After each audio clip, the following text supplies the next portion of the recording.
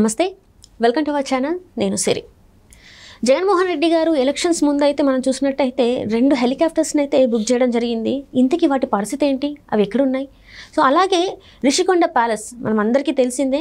అసలు ఆ ప్యాలెస్ని అంటే ఇప్పుడున్న ప్రభుత్వం ఏం చేయబోతుంది అనేది మనకి వివరించడానికి మనతో పాటు ఉన్నారు ప్రముఖ senior journalist, political analyst CS Rao గారు. నమస్కారం సార్. సార్, ఇప్పుడు చూస్తుంటే గత అంటే ఎన్నికల ప్రచారం టైంలో జగన్మోహన్ రెడ్డి గారు అయితే 2 హెలికాప్టర్స్ని కొనడం జరిగింది. కానీ ఇంతవరకు అవి ఏంటి, ఎక్కడున్నాయి, వాటి పరిస్థితి ఏంటనేది అయితే ఇంతవరకు తెలియదు. అసలు మరి అవి వచ్చాయా రాలేదా, అసలు ఏం జరుగుతుంది? సో ఈ ప్రభుత్వం ఏం చేస్తుంది ఈ అంశాల మీద అనేది ఆసక్తిగా అందరూ చూస్తున్నారు. కానీ ఆ అంశాల గురించి ఎక్కడా కూడా ప్రభుత్వం వైపు నుంచి అసలు ప్రస్తావనే రావట్లేదు. ఇప్పుడు మనకు వచ్చినటువంటి అంశాలు ఏంటి? ఇప్పుడు ప్రధానంగా ఇప్పుడు వినిపిస్తున్నటువంటివి, ప్రజల్లో నలుగుతున్నటువంటి అంశాలు ఏంటి? శ్వేతపత్రాలు, ఇసుకది, మద్యంది లేదా అవినీతికి సంబంధించినటువంటి అంశాలు, వీటి మీద మాత్రమే శ్వేతపత్రాలు, ఆర్థికపరమైన అంశాలు, వీటి మీద మాత్రమే శ్వేతపత్రాలని చంద్రబాబు నాయుడు విడుదల చేస్తూ ఉన్నారు. వాటి మీద చర్చ జరగాలి ప్రజల్లో. ఏ విధంగా 2019 నుంచి 2024 ఎన్నికల వరకు జగన్మోహన్ రెడ్డి రాష్ట్రాన్ని భ్రష్టు పట్టించారు అనేది తీసుకెళ్లాలనే ప్రయత్నం తెలుగుదేశం పార్టీ చేస్తూ ఉంది. ఇలాంటి తరుణంలో అసలు రహస్యమైనటువంటి జీవోలు జగన్మోహన్ రెడ్డి హయాంలో ఏమేమి ఉన్నాయి, అసలు వాటిని బయటపెట్టేటువంటి ప్రయత్నం ఇంకా జరగలేదు. బహుశా రాబోయేటువంటి రోజుల్లో జరుగుతుందేమో. ఇప్పటివరకు ఏంటి, ఫస్ట్ ఎక్కడి నుంచి స్టార్ట్ అయింది? ప్రభుత్వం మారగానే లిక్కర్కు సంబంధించినటువంటి వాసుదేవరెడ్డి, అప్పుడు బెవరేజెస్ కార్పొరేషన్ ఎండీకి సంబంధించి ఏపీసీఐడి ఎంక్వైరీ నుంచి ప్రారంభమైంది. అక్కడి నుంచి మైన్స్ డైరెక్టర్ వెంకటరెడ్డి వీళ్ళ వస్తూ ఉంది విచారణ.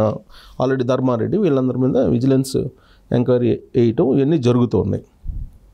ఇలాంటి తరుణంలో ఈ శ్వేతపత్రాలకు సంబంధించినటువంటి అంశాలు, తర్వాత వీళ్ళ మీద ఎంక్వైరీ, ఇవి చాలా డిస్కషన్ నడుస్తుంది. ఏపీకి సంబంధించినటువంటి ప్రజలందరూ కూడా వాటి వైపు చూస్తున్నారు. మీకు గమనిస్తే కనుక కొంచెం ఈ ప్రభుత్వం వచ్చి 4 రోజుల క్రితం వచ్చింది కదా, వచ్చినప్పుడు నీకు ఏమైంది? తొలి రోజుల్లో జరిగినటువంటి చర్చ దేని మీద? రిషికొండ మీద జరిగింది. ఫస్ట్ అక్కడ గంటా శ్రీనివాసరావు వెళ్ళారు.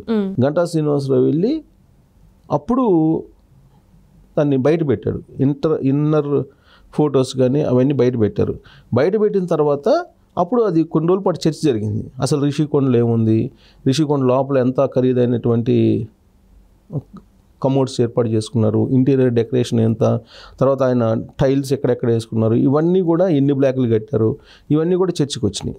చర్చకు వచ్చినటువంటి సందర్భంగా జగన్మోహన్ రెడ్డి విలాసవంతమైనటువంటి జీవితం కోసం ప్రజాధనాన్ని ఏ విధంగా దుర్వినియోగం చేశారు అనేది బాగా ఎలివేట్ అయింది.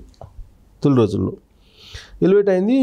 మీడియా కూడా దాన్ని ప్రజలకు చూపించగలిగింది. ఆ తర్వాత ఆ రిషికొండ ఏం చేయబోతున్నారు చంద్రబాబు నాయుడు అనే దాకా వెళ్ళింది. రకరకాలుగా దాన్ని హాస్పిటల్ చేయాలని కొంతమంది ఏమో దాన్ని టాటా వాళ్ళకి అప్పచెప్తున్నారు, తాజ్ హోటల్స్కి అప్పచెప్తున్నారు. ఇలా రకరకాలుగా చర్చ జరిగింది తప్పితే దాన్ని ఇంతవరకు ఏమీ చేయలేదు. దాదాపు 500 కోట్ల పైగా ఖర్చు పెట్టి నిర్మించినటువంటి విలాసవంతమైనటువంటి భవనం అది ఏమైపోయింది అనేది తర్వాత మరుగున పడిపోయింది. ఈ మధ్యకాలంలో చర్చకు రావట్లేదు. కారణం ఏంటంటే ఈ శ్వేతపత్రాలు, ఈ వ్యవహారాలన్నీ వచ్చాయి కాబట్టి. ఆ తర్వాత రాజశేఖర రెడ్డి జయంతి సందర్భంగా రాజకీయాలు ఇవన్నీ వచ్చాయి కాబట్టి అది మూలన పడిపోయింది. తర్వాత చీకటి జీవోలుగా ఉన్నటువంటి 2 హెలికాప్టర్ల బుకింగ్ అనేది. సో ఈ 2 హెలికాప్టర్లు బుక్ చేసుకున్నాడు జగన్మోహన్ రెడ్డి ఎన్నికల ముందు అనేది అఫీషియల్ న్యూస్. మరి ఆల్రెడీ ఒక హెలికాప్టర్ ఉంది ఆంధ్రప్రదేశ్ ప్రభుత్వానికి, ఇంకొక 2 హెలికాప్టర్లు బుక్ చేసుకున్నాడు ఎవరు? జగన్మోహన్ రెడ్డి. మరి ఆ 2 హెలికాప్టర్లని మళ్ళీ ఆ జీవోలు అలానే ఉన్నాయి అని అంటే, ఆ జీవోలు రద్దు చేయలేదంటే ఆ 2 హెలికాప్టర్లు వస్తున్నాయా ఇప్పుడు? లేదు. ఇప్పుడు ఆల్రెడీ రిషికొండ ఉంది. రిషికొండని కూడా వైజాగ్ వెళ్ళినప్పుడు చంద్రబాబు నాయుడు కూడా ఉపయోగించుకోవాలని చెప్పి ప్రయత్నం చేస్తున్నారా? ఇవన్నీ కూడా రకరకాల సందేహాలు ఉన్నాయి. కానీ చంద్రబాబు నాయుడు అక్కడ పోయి దాన్ని అయితే ఉపయోగించుకోడు. వైఎస్ఆర్ కాంగ్రెస్ పార్టీ ఏం చెప్తుందంటే, ప్రధానమంత్రి వచ్చినప్పుడు, రాష్ట్రపతి వచ్చినప్పుడు వినియోగించుకోవడానికి దాన్ని కట్టామని చెప్పి ఇప్పుడు చెప్తుంది రిజల్ట్ వచ్చిన తర్వాత. అంతకుముందేమో అది విశాఖ నుంచి పరిపాలన చేయడానికి మేము భవనం సిద్ధం చేస్తున్నాము, మొత్తం రెడీ అయిపోయిందని చెప్పారు. అంతకుముందు ఏం చెప్పారు? అవి టూరిజంకి సంబంధించిన భవనాలు అది ఇదని చెప్పి అల్లుకుంటూ వచ్చారు. సో ఫైనల్గా ఏంటి, ఇప్పుడు దాన్ని తాళం అయితే వేస్తున్నారు. దాన్ని ఏదో ఒకటి వినియోగించుకోవాలి కదా. 500 కోట్లకు పైగా ఖర్చు పెట్టిన భవనాన్ని వినియోగించుకోవాలి కదా. వినియోగించుకునేటువంటి ప్రయత్నం జరగడం లేదు. ఇప్పటి వరకు దాని మీద ఒక తుది నిర్ణయం తీసుకోలేదు అనేది ఒకటి. రెండు, ఈ 2 హెలికాప్టర్లని మీరు తెచ్చుకుంటున్నారా మళ్ళీ ప్రభుత్వానికి, లేదా ఆ జీవోని రద్దు చేస్తున్నారా అనేది అయితే క్లారిటీ బహుశా రాబోయే రోజుల్లో ఇస్తారేమో తెలియదు. బట్ ఆల్రెడీ ఒక హెలికాప్టర్ ఉంది, ఇంకో 2 హెలికాప్టర్ అప్పుడు జగన్మోహన్ రెడ్డి బుక్ చేశాడు అనేది అందరికీ తెలుసు. మరి 3 హెలికాప్టర్ల సంగతి ఇప్పుడు మరి ఏం చేస్తారు అనేది కూడా ఒక చర్చ. ఈ చర్చ ఎందుకు వస్తుందంటే, ఇప్పుడు రివ్యూ మీటింగ్ పెట్టాడు చంద్రబాబు నాయుడు 2 రోజుల క్రితం. రివ్యూ మీటింగ్ పెట్టినప్పుడు ఆయన ఏదో హిమాలయ బాటిల్ని, వాటర్ని పక్కన పెట్టుకున్నారు. పక్కన పెట్టుకుంటే ఆ పక్కన పెట్టుకున్నటువంటి బాటిల్, హిమాలయ బాటిల్ని YSR Congress party social media troll చేస్తుంది. చంద్రబాబు నాయుడు విలాసవంతమైనటువంటి జీవితాన్ని గడపడానికి, లేదా ఆయన హైజెనిక్ వాటర్ తాగడానికి హిమాలయ వాటర్ని వాడుతున్నాడు అని చెప్పి ఒక ఫోటోని వైరల్ చేస్తున్నారు. ఇలాంటి ప్రయత్నమే 2019 ఎన్నికల ముందు కూడా చేశారు. ఒకవైపు ఏమో హిమాలయ బాటిల్ పెట్టి ఓన్లీ వాటర్కే ఇంత ఖర్చు అయింది అని చెప్పి వాళ్ళు కొన్ని లక్షల్లో చూపించేసి ఆ రోజు బదనాం చేశారు చంద్రబాబు నాయుడు. మళ్ళీ సేమ్ అదే టెండెన్సీ తోటి ఇప్పుడు హిమాలయ బాటిల్ని రౌండ్ చేసేసి ఆయన కూర్చున్నటువంటి పక్క టేబుల్లో మీద దాన్ని పెట్టుకున్నప్పుడు చేసి దాన్ని చూపించేటువంటి ప్రయత్నం, బదనాం చేసేటువంటి ప్రయత్నం చేస్తూ ఉన్నారు. అందుకే అసలు ఋషికొండ కానీ, లేదా 2 హెలికాప్టర్లు బుక్ చేసుకోవడం కానీ, వీటన్నిటితో పోల్చుకుంటే హిమాలయ బాటిల్ ఎంత? యాక్చువల్గా అప్పుడేంటి, జగన్మోహన్ రెడ్డి ముఖ్యమంత్రి అయినప్పుడు ఒక ట్రోల్ చేశారు.